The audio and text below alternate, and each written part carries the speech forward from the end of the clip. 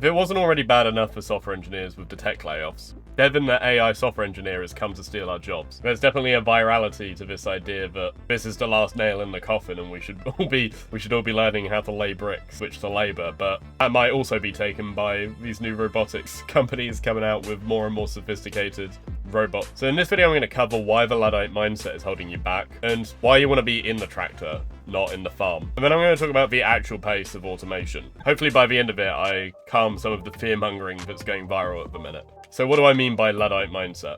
So back in the 1800s, there was these guys called the Luddites. And essentially they worked in the textile industry. And these were the first guys to be really faced with their jobs being automated and being replaced. And it plays into this long-term debate of the reality of technological unemployment. This idea that, you have 1,000 people in a field working as farmhands, one tractor comes along and replaces all of them. The guy in the tractor has a far better job because it's much nicer sitting in a warm tractor than it is being out in the field doing manual labor. But throughout history up until this point, those people that stopped working in the fields simply moved to different jobs. New jobs were created, everybody moves up the ladder into more comfortable, safe and productive jobs. The historical lesson is that things tend to not work out for people who have the Luddite mindset of not keeping up with the curve and fighting against it. Progress is inevitable, and in most cases it's beneficial for most people. So what's it going to be like being the metaphorical tractor driver where software engineers are the current farmhand? In the last 20 years, because of the exponential growth of the technology sector, you've experienced these changes over and over again.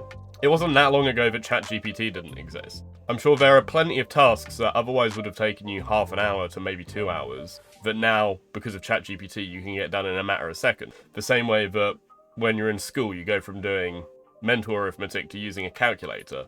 You don't suddenly think, oh, my life is ruined, why did I bother learning mental arithmetic, now I have the calculator, that was completely pointless. Your time might have been spent better using the tools, but the bottom line is your life is probably better for having them than not having them. Just simple coding things like writing boilerplate.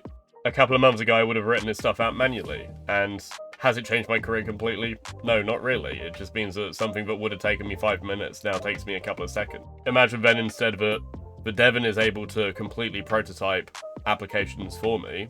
Fantastic. I'd love for that to happen because it means that I can fail faster and get solutions quick. One of the core tenets of being a good programmer is let's get something up and working fast, see if it works. The more darts you can throw in the dark, the more likely you are to hit.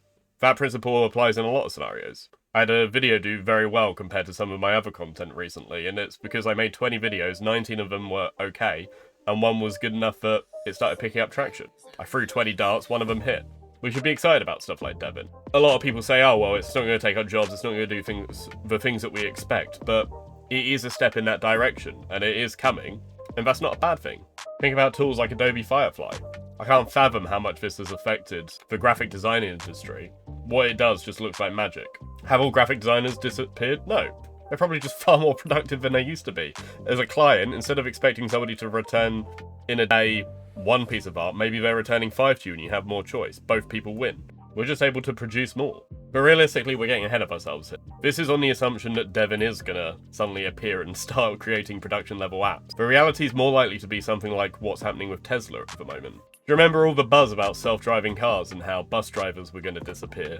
And you wouldn't have any taxi drivers in. All of the companies suddenly started posting these videos of cars driving themselves. That was 2015, almost 10 years ago.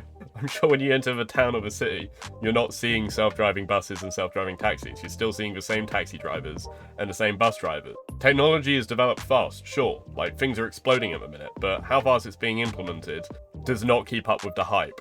I imagine the first true AI software engineers that can complete projects whenever that comes out might have a tech demo 5 years before this actually starts falling into place. And so far, we haven't seen anything come close. When you hear about Devin doing actual work on Upwork and solving real coding problems, that 10% of work that it's doing isn't crazy complex work. As this guy pointed out, if Devin was that good, the company wouldn't still be hiring software engineers. So to summarize, we shouldn't be against change because every time that there has been some form of automation, it's made everybody's work better. We are going to start seeing jobs fundamentally change, but that's okay, we adapt. I was in construction finance 2 years ago, and that was completely different to what I do now. There are transferable skills, and part of having a career is growing. But I think the real bottom line is it would be nice for certain automated tools to come through, but the reality is what the headlines are saying is very, very far away.